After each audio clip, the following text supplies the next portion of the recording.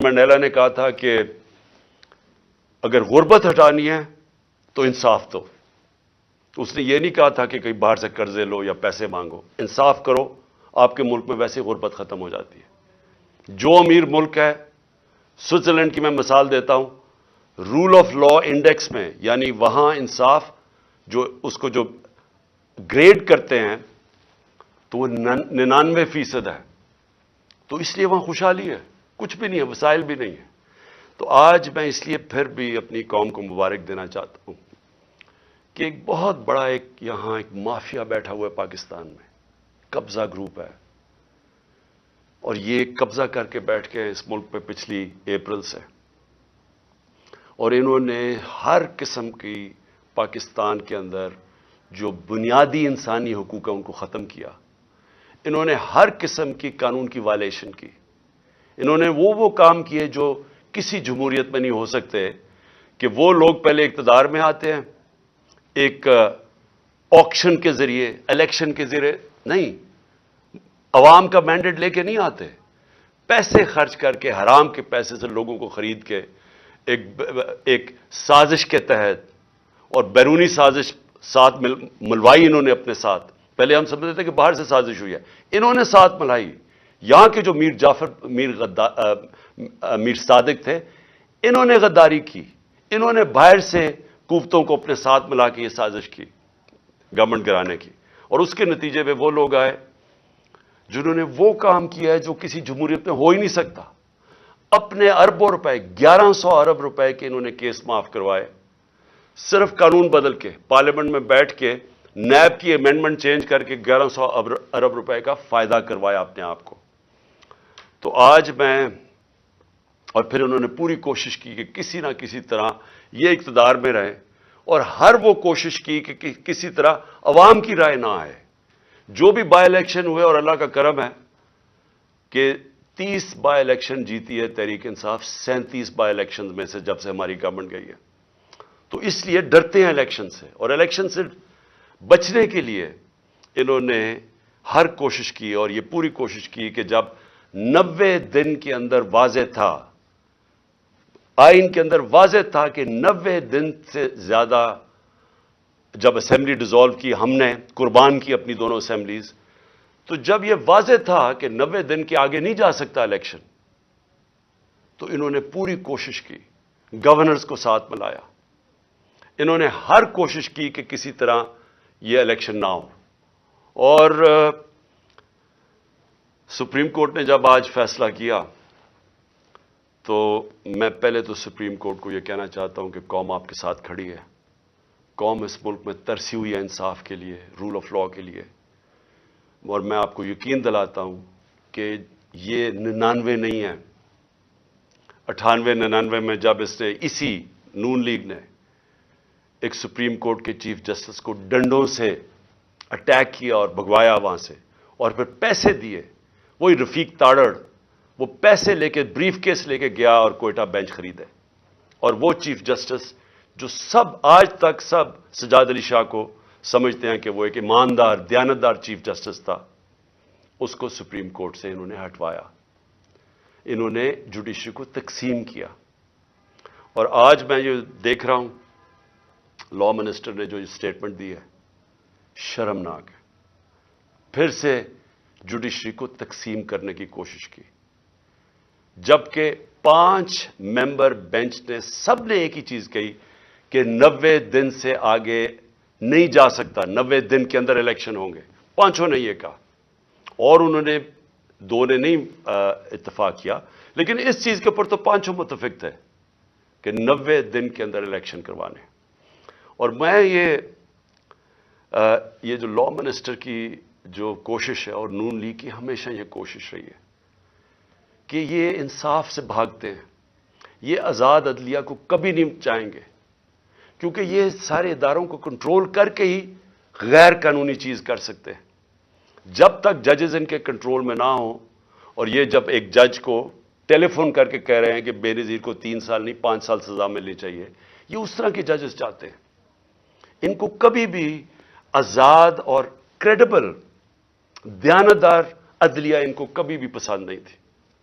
اور یہ آج حیرت یہ ہے کہ سپریم کورٹ کا فیصلہ آ گیا، لیکن ایک فضا ملک میں بنی ہوئی ہے کہ پھر بھی شاید 90 دن میں الیکشن نہ ہو۔ یہ اس سے کیا چیز ہمیں سمجھ آتی ہے کہ اتنا نقصان پہنچایا ہے اس مافیا نے، یہ شریف مافیا اور زرداری مافیا نے اتنا نقصان پہنچایا پاکستان کے اداروں کو کہ لوگوں کو اعتماد ہی اٹھ گیا ہے۔ اب سپریم کورٹ جب فیصلہ کر دے تو اس پہ گنجائش کیا رہ گئی؟ لیکن آپ تجزیہ نگار دیکھیں، سارے کہہ رہے ہیں جو ہوں گے بھی 90 دن میں الیکشن یا نہیں ہوں گے۔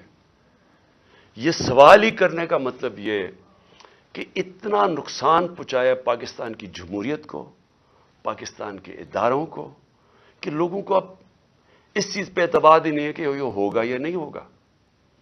میں آج اپنی پارٹی کی طرف سے، پاکستان کی عوام کی طرف سے پھر سے اپنے سپریم کورٹ کو یہ پورا یقین دلاتا ہوں کہ ہم سب آپ کے ساتھ کھڑے ہیں۔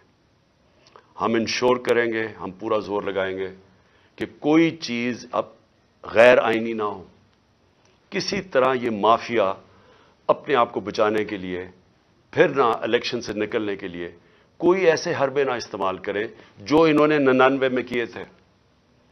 آج کل سوشل میڈیا کا زمانہ ہے، دنیا بدل چکی ہے۔ آج جو پاکستان کا نوجوان ہے اس میں وہ شعور ہے جو کبھی پہلے نہیں تھا۔ جب 98 99 میں جب بھی انہوں نے سپریم کورٹ پہ حملہ کیا تھا تو اس طرح کا شعور نہیں تھا۔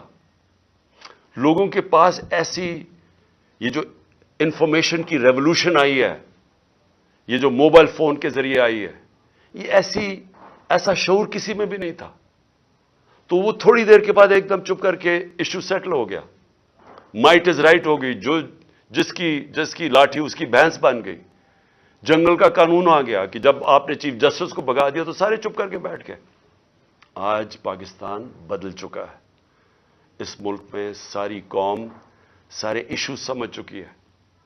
یہ جو آج آپ قوم دیکھ رہے ہیں جو 30 بائی الیکشن جتوائے ہیں، اور جو ہر اوپینین پول کہتا ہے کہ قوم کیوں تحریک انصاف کے ساتھ کھڑی ہے، موبائل فونز کی وجہ سے۔ یہ جو آج سوشل میڈیا ہے، سوشل میڈیا نے وہ لوگوں میں ایسا شعور ہے کہ 1 گھنٹہ لگتا ہے، آپ کوئی جھوٹ بولیں 1 گھنٹے کے اندر سارا اگلا پچھلا بتا دیتے ہیں آپ کو کہ آپ نے پہلے کیا کہا تھا۔ اور اسی وجہ سے یہ پارٹیز نیچے گئی ہیں، جو مافیاز ہیں اس لیے ایکسپوز ہوئے ہیں لوگوں کے سامنے، کیونکہ ان کی ساری پرانی سٹیٹمنٹس تیار ہیں، لوگوں کے پاس ہے موبائل فون پہ، نہیں ہے تو سوشل میڈیا نکال لیتا ہے۔ اور جتنی تیز چیزیں وائرل ہوتی ہیں، اخبار تو کل نکلے گا، آج ہی ساری شام کو سب کو پتا چل جاتا ہے ایشوز کا۔ تو میں آج کے فیصلے کے بعد جو ہم نے جیل بھرو تحریک تھی اس کو ہم نے اب ختم کیا، اور انشاءاللہ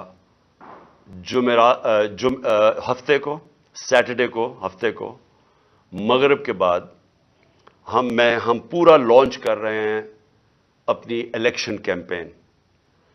ہر ڈسٹرکٹ کے اندر میں اپنی کارکنوں کو، تحریک انصاف کے عہدیداروں کو آج بتا رہا ہوں کہ ہر ڈسٹرکٹ میں آپ نے نکلنا ہے، کارنرز میٹنگ کرنی ہے، ایک جلسہ کرنا ہے، اور ادھر میں آپ سب کو اپنی یہاں سے خطاب کروں گا، اور اس کا مقصد یہ ہوگا کہ قوم کو میں یہ بتاؤں گا کہ جس دلدل میں ہم آج پھنس گئے ہیں اس سے نکلنا کیسے آپ، تو وہ کون سے ہم نے چیزیں کرنی ہیں پاکستان کو نکالنے کے لیے، کیونکہ یہ جو بیٹھے ہیں تو اب تو سیدھا مزید اندھیرے اور دلدل میں جا رہا ہے ملک، ان کے پاس تو اب کوئی راستہ نہیں ہے۔ انہوں نے جو معیشت کو جدھر پہنچا دیا ہے، اب تو ان کے پاس کوئی اس کا راستہ ہی نہیں ہے۔ ان کا تو صرف ایک ہی راستہ ہے کہ کہیں سے قرضے لے لو، لیکن کیسے قرضے واپس کرنے ہیں ان کے پاس تو کوئی روڈ میپ نہیں ہے، اور نہ باہر کی کوئی بھی سرمایہ کار یا فورن انویسٹرز، نہ ان کا کوئی اعتماد رہ گیا ان پہ، نہ اندر سے کسی کا رہ گیا۔ اور وہ جو موڈیز کی لیٹسٹ ریٹنگ آئی ہے، جو کریڈٹ ایجنسی ہے جو فیصلہ کرتی ہے کہ ملک کی کتنی سکت ہے، کتنی طاقت ہے قرضے واپس کرنے کی، تو اس میں تو سب سے نیچے پاکستان اب پہنچ گیا۔ پاکستان کی تاریخ میں کبھی اتنا نہیں نیچے گرا۔ تو باہر سے نہ کسی نے کوئی پیسہ لگانا ہے پاکستان میں، نہ اندر سے، تو ان کے پاس تو اب ایک بند گلی میں پہنچ گئے ہیں، پاکستان کو پہنچا دیا ہے۔ تو انشاءاللہ ہفتے کی رات کو میں آپ کے سامنے ایک روڈ میپ رکھوں گا کہ کیونکہ الیکشن اب ہم اپنی کیمپین اناؤنس کرتے ہوئے آپ سب کو بتائیں گے کہ ہم نے اب کرنا کیا آگے، ہم نے کیسے کون سے وہ قدم اٹھانے ہیں جو انشاءاللہ پاکستان کو اس مشکل مرحلے سے نکالے گا۔ میں جو دوسری بات کرنا چاہتا ہوں آج وہ یہ کہ پچھلے 10 مہینے میں جس طرح کے پاکستان میں ہمارے لوگوں کی بنیادی حقوق جس طرح ان کو پامال کیا گیا، رد کیا گیا، جو ہمارے خلاف پرسیکیوشن کی گئی، انتقامی کارروائی کبھی پاکستان کی تاریخ میں ایسے نہیں ہوئی، یعنی جو انہوں نے ہمیں کرش کرنے کی کوشش کی، اور جیسے جیسے تحریک انصاف کی مقبولیت بڑھتی گئی اتنے ہی انہوں نے وہ زیادہ وہ قدم اٹھائے ہمارے خلاف ہر قسم کی، یعنی کیسز بنانا، تشدد کرنا، جو کبھی پاکستان میں کسی اپوزیشن کے اوپر اس طرح نہیں، کسی جمہوریت میں نہیں ہوا۔ ہمارے لوگوں کے اوپر میں کبھی بھی بھول نہیں سکتا کہ جو تشدد کیا گیا اعظم سواتی پہ، شہباز گل پہ، جو صحافیوں سے کیا گیا، یعنی کبھی اس طرح کے جو ارشد شریف، یعنی دردناک کہانی ارشد شریف کی کہ کیسے اس کے اوپر اس کو دھمکیاں دی گئی، موت کا خطرہ تھا، ملک سے باہر گیا، پھر کیسے شہید کیا گیا اس کو، اور باقی صحافیوں سے جو کیا گیا، جمیل فاروقی ننگا کر کے اس کو تشدد، ایاز امیر جیسے ایک دانشور جن کی رسپیکٹ ہے، عزت ہے معاشرے میں، ان کو جو ذلیل کرنے کی کوشش کی گئی، سمیع ابراہیم اس کو جو کیا، غلام حسین کو اٹھا کے جیل میں ڈال دیا، اور پھر جو سوشل میڈیا کے لوگوں سے جو کیا گیا، لوگوں کو اٹھایا گیا، میں پہلے بھی بتا چکا ہوں، ماں باپ نے مجھے بتایا کہ ان کے ینگ بچوں کو اٹھایا گیا، 2 دن رکھا گیا، مارا پیٹا ان کو، اور پھر ان کو گھر واپس بھیجا، دھمکیاں دی گئیں، کئی اسے سٹیٹمنٹس میرے خلاف دلوائی واپس بھیجتے ہوئے۔ یہ کبھی ایسے پاکستان میں نہیں ہوا۔ ہمارے کتنے لوگوں کو 25 مئی پہ کیسز بنائے گئے، اور پھر نئے کیسز بنا دیے۔ کل جو اسلام آباد میں طلب کیا گیا مجھے، سب کو ڈیٹ پتا تھی، ساروں کو جب ڈیٹ فکس کر دی عدالت نے تو سب کو پتا تھا میں آ رہا ہوں اسلام آباد، سب کو پتا ہوں کہ میں پہلی دفعہ جب سے مجھے یہ گولیاں لگی ہیں اس کے پہلی دفعہ اسلام آباد آنا ہے، تو لوگوں نے تو آنا تھا، لیکن جو اب لوگوں کے جنون دیکھ کے جو بھی آپ کے سامنے وہ فوٹیج تو سامنے ہیں، اس کے اوپر دہشت گردی کے کیسز بنا دیے، مزید میرے اوپر 2 اور کیسز بنا دیے، 74 کیسز ہیں میرے اوپر، ساری سینئر لیڈرشپ کے اوپر کیسز بنا دیے۔ مجھے یہ بتائیں کہ پاکستان کی تاریخ میں کس دور کے اندر اس طرح قانون کو مس یوز کیا گیا، دہشت گردی کے قانون کو کس دور میں مس یوز کیا گیا؟ میرے اوپر دہشت گردی کا پرچہ کیسے بنا؟ الیکشن کمیشن کے باہر ایک پرامن احتجاج ہوتا ہے، نون لیگ پوچھیں ان کے دور میں، ہمارے دور میں انہوں نے الیکشن کمیشن کے باہر احتجاج کیا، کتنے ان کے اوپر پرچے ہوئے؟ مریم نواز نے جب وہ نیب گئی اس نے پتھراؤ کیا، نیب کا پلان کر کے ان کے لوگوں نے جا کے پتھراؤ کیا، کتنے دہشت گردی کے کیسز بنے؟ میرے اوپر 74 کیسز میں سے جو کیس بنا دہشت گردی کا، الیکشن کمیشن کے باہر احتجاج ہوتا ہے، میں گھر پہ ہوتا ہوں، میرے اوپر دہشت گردی کا کیس۔ پھر یہ جو الیکشن کمیشن جو سب پتہ ہے، اب جو الیکشن کمیشن کا رول رہا ہے اس کے اندر، جب سے ہم نے اپنی اسمبلیز ڈیزالو کی، جو انہوں نے کیئر ٹیکر بنایا، جس طرح کی، یعنی وہ لوگوں کو بٹھایا جو ہمارے دشمن ہیں، کسی طرح بھی وہ نیوٹرل کیئر ٹیکر میں فٹ نہیں کرتے، الیکشن کمیشن نے ہمارے مخالفین کو یہاں کے بٹھا دیا۔ جتنے کیسز الیکشن کمیشن کرتا ہے ہمارے خلاف، سب کو پتہ ہے کہ اس سے زیادہ جانبدار الیکشن کمیشن آیا نہیں ہے۔ وہ الیکشن کمیشن پہلے میرے اوپر کیس لگا تھا توشہ خانہ کا۔ توشہ خانہ کا کیس ہے کیا، میں ذرا آج سب قوم کے سامنے کلیئر کر دوں۔ 70 سال سے پاکستان کا قانون کیا ہے؟ جب بھی آپ کو کوئی باہر سے گفٹس ملتی ہیں، جو 70 سال سے ہیڈ آف سٹیٹس کو گفٹ ملتی ہیں، بیوروکریٹس کو ملتی ہیں، جنرلز کو، آرمی چیف کو ملتی ہیں، قانون یہ ہے کہ وہ جاتا ہے توشہ خانہ میں، اور پرانے زمانے میں 20% یا 15% آپ دیتے تھے اور آپ وہ گفٹ رکھ سکتے تھے. یہ قانون تھا. ہمارے زمانے میں وہ 50% ہم نے کر دیا. 50% آپ توشہ خانہ میں دیتے تھے, آپ وہ رکھ سکتے تھے. اس کے بعد وہ آپ کی پراپرٹی بن جاتی تھی. آج تک کبھی کسی سے پوچھا کہ اس نے اس کے بعد کیا کیا؟ میری مرضی, میری پراپرٹی ہے, میں جو مرضی کروں. اس کے اوپر کیس کر دیا ہے. میں چیلنج کرتا ہوں کہ جس دن یہ عدالت میں جائے گا یہ کیس فارغ ہو جائے گا. لیکن جنہوں نے توشہ خانہ سے چوری کیا, آصف زرداری نے اور نواز شریف نے, گاڑی آپ توشہ خانہ سے نہیں نکال سکتے. 4 گاڑیاں نواز شریف نے رکھی استعمال کر کے, 8 سال کے بعد کہتا جی توشہ خانہ میں پیسے دے کے لیتا ہوں. زرداری نے 4 گاڑیاں توشہ خانہ سے نکالی. یہ تو قانون, یہ تو چوری ہے. ان کے اوپر کیس نہیں ہے. ان کے کیس بھی پڑا ہوا تھا نیب میں, وہ نیب نے خارج کر دیا وہ کیس.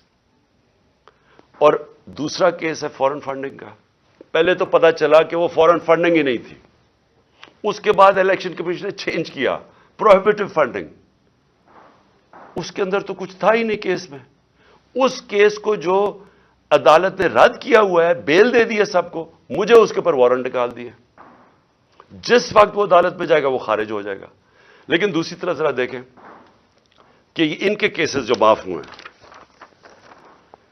شہباز شریف کی 24 ارب ڈالر کے نیب اور 24 ارب روپے کے نیب اور ایف آئی اے کے اندر کیس تھے جو انہوں نے آتے ساتھ ہی معاف کروا لیے.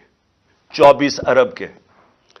نواز شریف کے ایون فیلڈز کے اندر, مریم نواز کے ایون فیلڈ ریفرنس میں جو یہ مے فیئر کے فلیٹ ہیں, کیونکہ میں یاد کرا دوں لوگوں کو, یہ ہم نے نہیں اس کے اوپر کیس کیا تھا جو سارا وقت میرے اوپر یہ سب بولتے ہیں. یہ کیس ان کا انکشاف ہوا تھا پینما میں. پینما کے اندر دنیا میں بڑے بڑے لوگوں کا, پرائم منسٹرز کا, وزیروں کے انکشاف ہو گئے تھے جن کی پراپرٹیز چھپائی ہوئی تھی ان میں. اس میں مریم نواز پکڑی گئی. 4 مے فیئر کے 5 ارب روپے کے جو فلیٹس تھے وہ نکلا اس کی ملکیت. کیس تو ادھر شروع ہوا تھا. اور ان کے بیٹے, ان کے بھائی نے ٹی وی پہ جا کے کہا ہاں جی یہ مریم نواز کی ملکیت ہے اور وہ اس کی اونر ہے. وہ ہے 5 ارب کا. پھر چودھری شوگر مل میں 250 کروڑ کا کیس ہے. پھر نواز شریف کا چودھری شوگر مل میں اس کے اوپر بھی 250 کروڑ روپے کا کیس ہے. اور پھر توشہ خانہ میں 25 کروڑ کا کیس ہے. یہ سب معاف ہو چکے ہیں. آصف زرداری کی پاک لین ریفرنس میں 3 ارب 70 کروڑ روپے کا اس کا پاک لین ریفرنس ہے.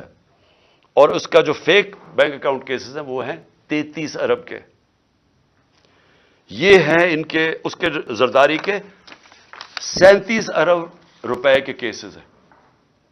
اور اس کے اوپر کوئی بات نہیں ہو رہی. 1100 ارب روپے کے ان کے سارے کیس معاف ہو گئے ہیں جب سے یہ آئے ہیں. اور یہ کبھی وہ توشہ خانہ پکڑتے ہیں, کبھی وہ فورن فنڈنگ پکڑتے ہیں. میں یہ بھی آج کہتا ہوں کہ جس دن ہم ساری پارٹیز کی ان کے اکاؤنٹ سامنے آئے, جی پوچھے تو صحیح یہ کدھر سے پیسے اکٹھے کرتے ہیں. ہم تو 8 سال سے اسکروٹی ہو رہی ہے ہماری. ہمارے پاس 40,000 ڈونرز بیرس ہے جو لوگوں کو کال کر کے کہتے ہیں انہوں نے کہا ہم نے پی ٹی آئی کو پیسے دیے ہیں. ذرا مجھے بتائیں ان کے پاس پیسہ کدھر سے آتا ہے. اور جس دن اس کی وجہ سے الیکشن کمیشن کا کیس نہیں سن رہا, وہ سامنے ہی نہیں آتا. عدالت کہہ بیٹھی ہے کہ ساری پارٹیز کے اکٹھے کیس سنے جائیں, لیکن ان کے کیس سامنے نہیں آتے. تو ہمارے اوپر کیسز کے علاوہ میں جو بتانا چاہتا ہوں کہ جس طرح جنرل امجد کو پکڑا گیا, میں تو جنرل امجد کو نہیں جانتا, میں تو ان کو ٹی وی پہ سنتا تھا.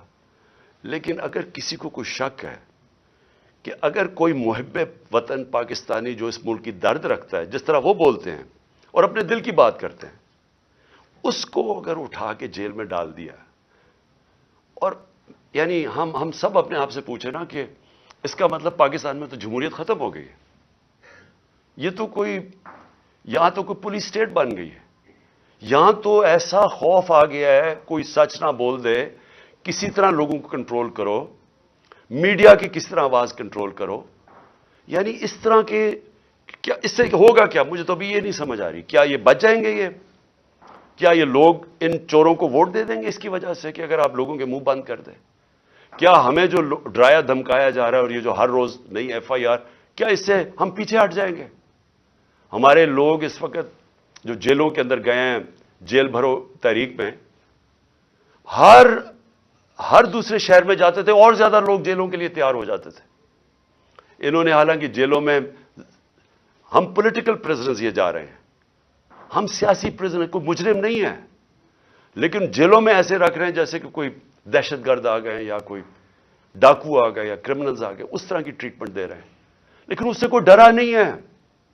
لوگوں کا ہر شہر میں اور زیادہ لوگ تیار ہو گئے جیل میں جانے کے لیے.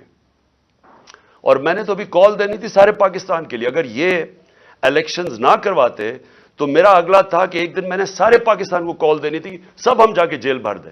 کیا کریں گے یہ؟ تو یہ خوف ہی دلوا رہے ہیں نا. یہ قوم اس خوف کی زنجیریں انہوں نے توڑ دی ہیں. کسی کو خوف نہیں ہے اس کا، لیکن ملک کو تباہی کی طرف دھکیل رہے ہیں. یہ سارے جو حربے استعمال کیے جا رہے ہیں ملک کو ادھر دھکیل رہے ہیں جدھر شاید کوئی بھی نہ نکال سکے اگر یہ زیادہ دیر بیٹھ گئے. میں ایک آج بات کرنا چاہتا ہوں، آخری 2 پوائنٹس ہیں میرے اوپر حملہ ہوتا ہے، مجھے پتا ہوتا ہے، اس سے پہلے میں بولتا رہا کہ میرے اوپر حملہ کرنے لگے ہیں، یہ میرے اوپر اٹیمپٹ ہونے لگا ہے، دینی انتہا پسند کے نام پہ مجھے مارا جائے گا. میں کہتا رہا اور میں نے کہا کہ اس میں طاقتور لوگ شامل ہیں، نام نہیں میں نے لیے. جب میرے اوپر اٹیمپٹ ہوا اور اللہ کی کوئی خاص ہی کرم تھا، اس نے مجھے بچا لیا، تو اس کے بعد میں نے ان 3 لوگوں کے نام لیے، ڈرٹی ہیری، شہباز شریف اور رانا ثناء اللہ. یہ تینوں شامل تھے. اور نواز شریف کو پتا تھا لندن میں بیٹھ کے. تسنیم حیدر کا جو لندن میں اس نے بات چیت کی، اس کا بیان کیوں نہیں ریکارڈ کیا گیا؟ ہمارے جے آئی ٹی نے کیا، اس کو جے آئی ٹی کو ہی ختم کر دیا. جے آئی ٹی کو وہ کیا کہتا ہے کہ اس نے خود سنا نواز شریف کو کہتے ہوئے کہ عمران خان اور ارشد شریف کو مروانا ہے. وہ بیان یہ دیتا ہے اور جا کے اس نے پولیس اسٹیشن میں یہ بیان دیا ہے. اس کا جو وکیل ہے مہتاب، اس نے کنفرم کیا ہے کہ پولیس میں وہ بیان دیتا ہے کہ یہ وہاں پلان بنا تھا مجھے مروانے کا اور ارشد شریف کو، اور مدد مانگ رہا تھا اس کی کہ پرووائڈ کرے کہیں مارنے والا shooter. J I T record کرتی ہے تسیم کی اس کی جو ویڈیو. اس کے بعد کیا مجبوری تھی کہ care taker government J I T ختم کر دیتی ہے، اور جے آئی ٹی ختم کر کے 4 ان لوگوں کو جے آئی ٹی پہ بٹھا دیتی ہے. وہ جے آئی ٹی کے جو ممبرز جن کے اوپر پروسیکیوٹر جنرل کہتا ہے ٹیررسٹ کی عدالت میں جدھر کیس ہو رہا ہے، اس عدالت میں جج کے سامنے وہ پروسیکیوٹر کہتا ہے کہ 4 لوگ جو جے آئی ٹی کے ممبرز تھے، انہوں نے جے آئی ٹی کو سیبوٹاج کرنے کی کوشش کی، ان کے اوپر کارروائی ہونی چاہیے. ان کو آپ جے آئی ٹی کے اوپر لے آئے ہیں یہ لوگ، ان کے ذریعے اب انویسٹیگیشن ہوگی. میرا اپنی ساری قوم کے سامنے سوال یہ ہے کہ کون ڈرا ہوا ہے اتنا زیادہ؟ کیوں ڈرے ہوئے ہیں یہ؟ اگر یہ بے قصور ہیں تو جے آئی ٹی کو کام کرنے دیتے. کیوں اتنے خوف زدہ ہیں کہ سچ قوم کے سامنے آ جائے گا؟ کیونکہ طاقتور یہ سارے اس میں ملوث ہیں. اب میں نے دوسری بات یہ کی کہ میرے اوپر یہ پھر اٹیک کریں گے. یہ زیادہ خوف زدہ ہیں. اب خوف زدہ یہ ہیں کہ یہ اگر اقتدار میں آ گیا تو شاید ان کی شامت آ جائے گی. اس ڈر سے اب انہوں نے پھر سے مجھے قتل کرنے کی کوشش کرنی ہے. میں ساری قوم کے سامنے کہہ رہا ہوں، یہ 3 اور بھی ان دونوں کے لوگوں کے ابھی میں نام نہیں لے رہا، لیکن میں نے اپنی ٹیپ کے اندر ان دونوں کے نام رکھے ہوئے جو میں نے ایک ٹیپ پہلے کی ریکارڈ کروائی ہوئے. کون وہ لوگ تھے جو شروع سے مجھے چاہتے تھے قتل کرنا. ان 3 کے علاوہ 2 اور کے نام ہیں اس میں. وہ سب سامنے آ جائے گا. لیکن میں قوم کے سامنے اب سوال یہ پوچھتا ہوں کہ جب میں کہہ رہا ہوں مجھے خطرہ تھا، پہلے میں کہہ رہا تھا مجھے خطرہ ہے، وہ اٹیمپٹ ہوا، اللہ نے بچایا. اب میں پھر کہہ رہا ہوں میرے پہ خطرہ ہے. میں اب یہ سوال پوچھتا ہوں کہ مجھے یہ عدالتوں میں جو دھکیلتے ہیں، کیا ان کو پتہ نہیں کہ میری جان خطرے میں ہے؟ میں نے جب لاہور ہائی کورٹ سے میرے جو وکیل تھے خواجہ طارق رحیم، انہوں نے وہ جج کو بتایا کہ دیکھیں اس کی جان خطرے میں ہے، آپ کو جب تک سیکیورٹی نہیں پرووائڈ کریں گے اس کو یہاں عدالت میں نہ لے کے آئیں۔ جج صاحب نے کہا، پولیس کو آرڈر کیا کہ اس کو سیکیورٹی پرووائڈ کی جائے، لیکن عدالت میں آنا پڑے گا۔ جب میں ہائی کورٹ پہنچا تو وہاں پولیس سیکیورٹی کیا پرووائڈ کرتی، پولیس ہی بھاگ گئی۔ میں گاڑی میں بیٹھا رہا بڑی دیر کیونکہ وہاں کوئی سیکیورٹی نہیں تھی۔ آخر میں کیونکہ میں اپنی عدلیہ کی عزت کرتا ہوں اور کروانا چاہتا ہوں قوم کو، اس کی وجہ سے میں پھر چل کے گیا وہاں۔ اس کے بعد اب پھر 3 مجھے پیشیاں بھرنی پڑیں اسلام آباد میں، اور پیشیاں یہ ہیں کہ جناب دہشت گردی کا میرے پر کیس جو ہے کہ میں وہاں تھا بھی نہیں، وہ ادھر الیکشن کمیشن کے بعد جدھر مظاہرہ ہوتا ہے میرے پر کیس ہے۔ اس طرح کے کیسز ہیں۔ یہ کیسز نہیں ہے کہ اربوں روپے کی ملک کا پیسہ چوری کر کے ملک سے باہر لے گیا جو ان چوروں نے کیا ہوا ہے۔ اس کے اوپر 3 مختلف جگہ پہ مجھے پیشی کرنی پڑی۔ کوئی پولیس سیکیورٹی نہیں تھی، کوئی بھی کسی ٹائم پہ واردات کر سکتا تھا، اور مجھے بچانا کس نے تھا؟ میں اپنی عدلیہ سے آج کہنا چاہتا ہوں کہ کس نے مجھے ڈیفینڈ کرنا ہے؟ جنہوں نے مجھے ڈیفینڈ کرنا ہے ان سے ہی مجھے خطرہ ہے۔ کیا انٹیریئر منسٹر مجھے ڈیفینڈ کرے گا یا شہباز شریف کرے گا؟ ان کے نیچے ساری فیڈرل گورنمنٹ کی ایجنسیز ہیں، ان کے نیچے پولیس ہے، تو خطرہ تو ان سے ہے۔ کیا ڈرٹی ہیری مجھے ڈیفینڈ کرے گا جو خود ہی سب سے بڑا خطرہ مجھے اس سے ہے؟ کون ڈیفینڈ کرے گا؟ تو مجھے ان پبلک جگہوں پہ لے کے جا رہے ہیں، جبکہ میں یہ بتا دوں جو نوید جو شوٹر ہے جس نے مجھے گولیاں ماری تھی، یہ 3 میری ٹانگ پہ اور اوروں کو لگی تھی، اس کی ٹرائل اس کو عدالت نہیں جانا پڑا کیونکہ وہ کہتے ہیں اس کی جان کو خطرہ ہے۔ اس کی جیل میں ہو رہی ہے ٹرائل، اس کی ویڈیو کانفرنس پہ ہو رہی ہے، تو میری کیوں نہیں ہو سکتی؟ میں نے جرم کتنا، جو قتل کرنے والا ہے وہ تو وہاں بیٹھ کے اس کا ٹرائل ہو رہی، مجھے ہر جگہ عدالتوں پہ لے کے جا رہے ہیں۔ میں چیف جسٹس صاحب کو لیٹر لکھوں گا کہ ہمارے دور میں جب میں پرائم منسٹر تھا تو ایک جج صاحب نے نواز شریف کو کوئی بیمار ہوا، اور آپ پتہ ہے سارا وہ فیک بیماریاں تھیں، ہر چیز ہی اس کی 2 نمبر ہوتی ہے۔ جب وہ بیمار ہوا تو ہمیں فیڈرل گورنمنٹ کو حکم آیا کہ آپ ذمہ دار ہوں گے اگر اس کو کچھ ہوا، تو مجھے کچھ ہوا تو کون ذمہ دار ہوگا؟ کیونکہ جنہوں نے ذمہ دار ہونا وہ تو خود ہی مارنے کے چکر میں ہیں مجھے۔ تو اس لیے میں اپنے چیف جسٹس صاحب لاہور ہائی کورٹ اردو بھی لکھوں گا کہ مجھے ہر دوسرے دن یہ ثناء اللہ جیسے بدماش جنہوں نے زندگی میں کوئی صحیح کام کیا نہیں ہے، وہ ہر دوسرے دن کوئی نہ کوئی کیسز کرتے جاتے ہیں، تو میں چکر لگاتا جاؤں گا، اور کون پروٹیکشن دے گا؟ میں آخر میں آخری بات کرتا ہوں کہ سوال یہ ہے اب کہ یہ کیوں بھاگ رہے ہیں الیکشن سے؟ یہ جو پی ڈی ایم کی پارٹیز ہیں، الیکشن کا نام سن کے ان کی کامپیں کیوں ٹانگنی شروع ہو جاتی ہیں؟ وجہ یہ ہے کہ پبلک ان کے خلاف ہو چکی ہے۔ وجہ یہ ہے کہ پہلے تو 30 سال سے ان کی چوریوں کا ساری قوم کو پتا تھا، اس کی وجہ سے تو مجھے ووٹ پڑی تھی۔ اس کے بعد جو انہوں نے ملک کے ساتھ کیا ہے، یہ اس ملک کی تاریخ میں عوام کے اوپر اتنا ظلم نہیں ہوا جو انہوں نے کیا ہے۔ جب سے یہ آئے ہیں، اب یہ میں اپنا نہیں کہہ رہا، میں ڈاکٹر حفیظ پاشا کا کہہ رہا ہوں، وہ ایسٹیمیٹ کرتے ہیں کہ 1.5 کروڑ لوگ مزید غربت کی لکیر سے نیچے چلے گئے ہیں۔ وہ ایسٹیمیٹ کرتے ہیں کہ 80 لاکھ لوگ بے روزگار ہو چکے ہیں جب سے یہ آئے ہیں۔ وہ یہ کہہ رہے ہیں کہ پاکستان کی تاریخ کی سب سے زیادہ مہنگائی ہوئی ہے۔ ہم جب تھے تو 16% پاکستان کی مہنگائی تھی، آج 41% پہ پہنچ گئی ہے، اور ابھی مزید اور مہنگائی آنی ہے، کیونکہ جیسے جیسے روپیہ گر رہا ہے، پھر آج روپیہ گرا ہے، تو ہر چیز تو مہنگا ہونا ہے۔ تو ایک طرف مہنگائی، ایک طرف بے روزگاری بڑھ رہی ہے، ایک طرف معیشت سکڑتی جا رہی ہے، ایک طرف ہم قرضے واپس کرنے کی ہماری وہ قوت ہی گرتی جا رہی ہے، کیونکہ جب معیشت سکڑتی ہے، جب گروتھ ریٹ نیچے آتی ہے جب آپ کی انڈسٹری بند ہونی شروع ہو جاتی ہے، جب کسان کی پیداوار کم شروع ہو جاتی ہے، تو کدھر سے پیسہ آنا ہے کہ ہم اپنے قرضے واپس کریں؟ تو قرضے چڑھتے جا رہے ہیں اور ان کے پاس کوئی راستہ ہی نہیں ہے. تو قوم تو ان کے خلاف اس لیے ہو گئی ہے. اس وقت ہم نے جب اندازہ لگایا کہ ابھی اس سے پہلے ابھی تو ایک اور مہنگائی کی لہر آ رہی ہے. شہباز شریف نے کہا کہ ابھی قوم اور مہنگائی کے لیے تیار ہو جائے. تو اگر پچھلی اپریل کے اندر 30,000 روپے جس کی تنخواہ تھی، اس کے پاس صرف 20,000 کی خریدار کی قوت رہ گئی ہے. وہ صرف 20,000 کی چیزیں خرید سکتا ہے جس کے پاس 30,000 کی تنخواہ تھی. اور پہلی مہنگائی تھی، یعنی ایک عالمی مہنگائی کا سائیکل چلا ہوا تھا کرونا کی وجہ سے. تو وہ تو ہم پوری کوشش کر رہے تھے کہ قیمتیں نہ بڑھیں. ہمارے اوپر ایک الزام لگایا کہ جی انہوں نے پٹرول اور ڈیزل کی قیمت کم کر دی.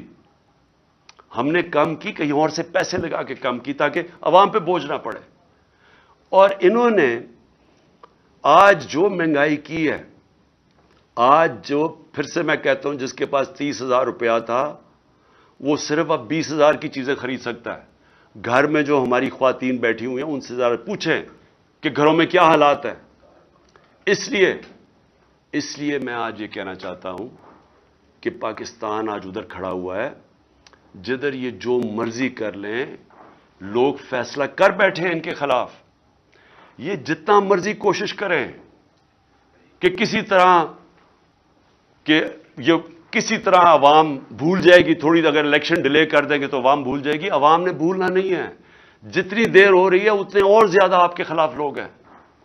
راجن پور میں جو الیکشن ہوا، راجن پور کے الیکشن کے اندر ایک قوم کو پتا چلا کہ جو مرضی انہوں نے چیزیں کی، ہر قسم کا حربہ استعمال کیا. انہوں نے جو بھی یہ کر سکتے تھے، انہوں نے ایڈمنسٹریشن کو استعمال کیا، اسٹیٹ مشینری کو استعمال کیا. انہوں نے ہر چیز استعمال کی کسی نہ کسی طرح وہ الیکشن جیتنے کے لیے. الیکشن کمیشن نے ان کی مدد کی. اس کو 50,000 ان کے نون کو ووٹ پڑ کیسے گئی؟ لوگ تو تھے ہی نہیں. لوگ تو سارے نکلے تحریک انصاف کے لیے. اور وہ دیہاتی حلقہ تھا، اس سے خوف زدہ ہو کہ اب یہ مزید پھر کوشش کریں گے الیکشن سے بھاگنے کا. لیکن میں پاکستانی قوم کی طرف سے میسج دینا چاہتا ہوں کہ ہم آپ کو الیکشن سے بھاگنے نہیں دیں گے. یہ اب الیکشن ہوں گے اور انشاءاللہ اس ملک کے اندر حقیقی جمہوریت بھی آئے گی اور اس ملک کے اندر قانون کی بالادستی بھی قائم ہوگی. اور انشاءاللہ قوم مل کے یہ مشکل وقت سے لڑے گی اور انشاءاللہ پھر خوشحالی بھی آئے گی. پاکستان زندہ.